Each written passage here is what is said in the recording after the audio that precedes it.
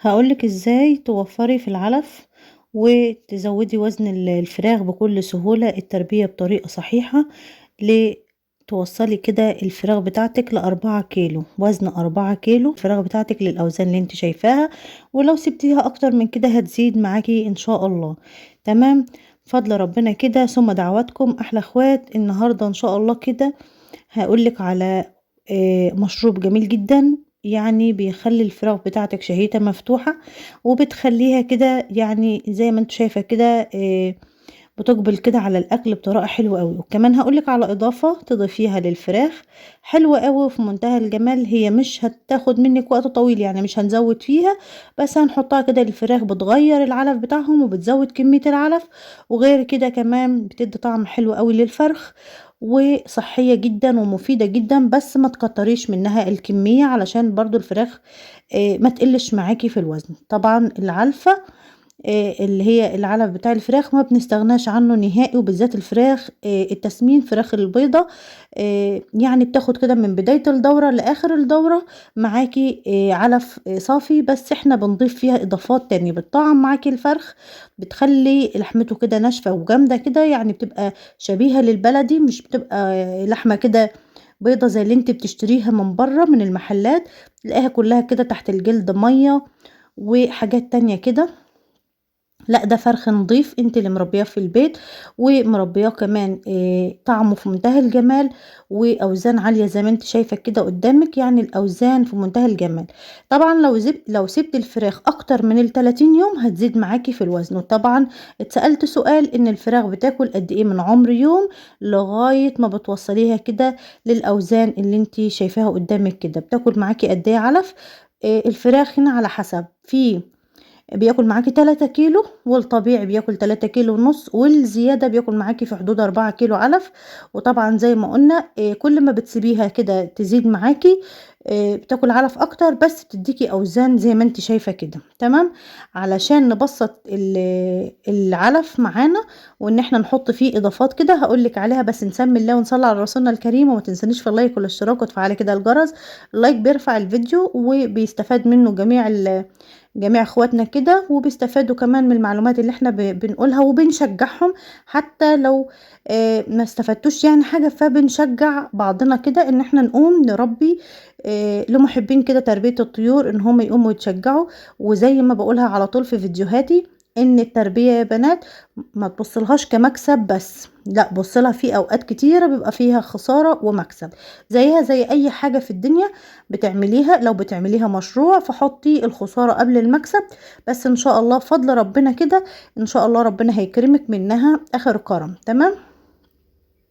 طيب دلوقتي احنا قلنا على مشروب. المشروب بتاعنا كيس خميرة، لو بتشتري اكياس، ولو بتشتري الباكت الكبير بتاخدي منه معلقة خميرة على بالظبط كده، يعني 5 معالق من الخل. 5 معالق من الخل على كيس خميرة، بتدوبيهم كده في كوباية وبتسيبيهم كده يعني 5 دقايق، بتبتدي بقى تضيفي الكوباية دي على 5 رتل من المية. 5 رتل من المية، وبتضيفيها على السقايات للفراخ بتاعتك بتشربها. طيب عندك كمية قليلة ضيفي حاجات بسيطة. تمام.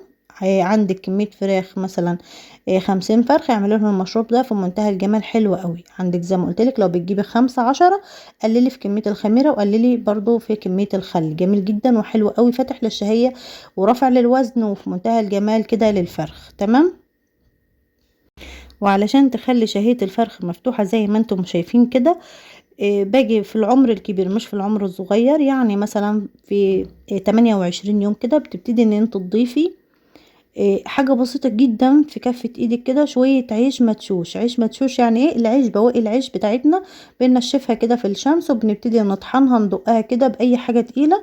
بتدقيها كده وبتبتدي ان انت تضيفي بس شوية صغيرين على العلف، بتدي تغيير العلف. وكمان العيش فيه خميرة في منتهى الجمال، حلو جدا، بيخلي العلف يتغير قدام الفرخ فبيبقى مقبل عليه. تمام. ممكن تضيفي كسر فول لو بنتي حابة، بس انا بصراحة ما ضفتوش، انا ضفت عيش مدشوش لانه متوفر مثلا موجود. بواقي العيش كده بناخد منه شويه وبننشفهم كده في الشمس، وبنبتدي ان احنا ندقهم كده باي حاجه تقيله تطحنيه كده يبقى زيه زي العلف، وبتبتدي ان انت تضيفي حاجه بسيطه كده لمده 3 ايام، بتغيري بس العلف بتاع الفراخ، بتبتدي تاني ترجعي للعلف تاني، بيبقى جميل جدا وحلو قوي. تمام، حابه تضيفي كمان مره مفيش مشكله اعمليها، بس برضو لازم زي ما قلت لك كميه العلف تبقى كتير. احنا بنضيف حاجه بسيطه جدا من العيش المدشوش، دي كمان حاجه انا بعملها بتزود معايا الفرخ وبتخلي معاكي الفرخه زي ما انت شايفاه كده وشه احمر في منتهى الجمال. الفرخ معاكي رايق كده حلو. تمام. مش قادر يقف على رجليه من وزنه.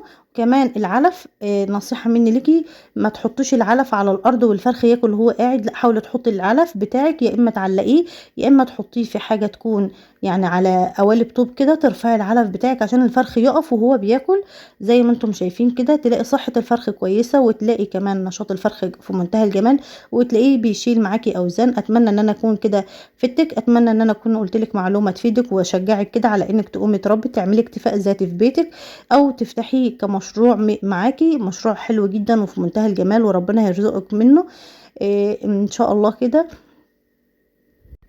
وان شاء الله الايام اللي جايه ديت هتسمعي اخبار حلوه جدا، هتسمعي ان الاسعار بتاعه الكتكوت بينزل معاكي، وهتقومي تجيبي كده، هاتي على قدك على قد ما انت حابه او على قد احتياجك، سواء كنت هتعمليه مشروع او هتعمليه كحاجه كده في بيتك، ان هي تبقى اكتفاء ذاتي لبيتك في منتهى الجمال. طعم الفرخ اللي انت بتربيه في البيت يختلف تماما عن اللي انت بتشتريه من المحلات، لانه بيبقى كله مليان ميه، واظن انت مجرباه. جربي كده من اي حد يكون، مثلا لو انت ما بتربيش جربي ان انت تشتري كده فراخ من حد يكون بيربي حواليكي، هتيجي تبصي تلاقي الطعم مختلف تماما. طعم الفرخ اللي متربي في البيت يختلف تماما عن طعم الفراخ اللي متربيه بره، بتبقى واخده كميه ادويه كتيره، وبتبقى مليانه كده زلال ومليانه ميه من تحت الجلد.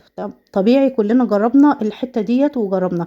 شوفي انا معلقه العلف بتاعي ازاي، معلقاه مخليه الفرخ يقف وهو بياكل، ما ياكلش وهو قاعد، لان انتوا عارفين ان الفراخ البيضه بالذات بتبقى كسوله شويه، يعني مش بتبقى كده عندها كميه نشاط عالي كده زيها زي الفراخ البلدي، لا بتبقى كسوله شويه.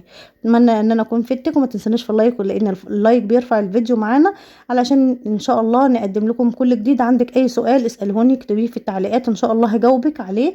قومي كده تشجعي ان شاء الله تكوني مربيه احلى تربيه فراخ ان شاء الله كده من ايدك، وربنا يرزق الجميع يا رب، وربنا يكرم الجميع ان شاء الله.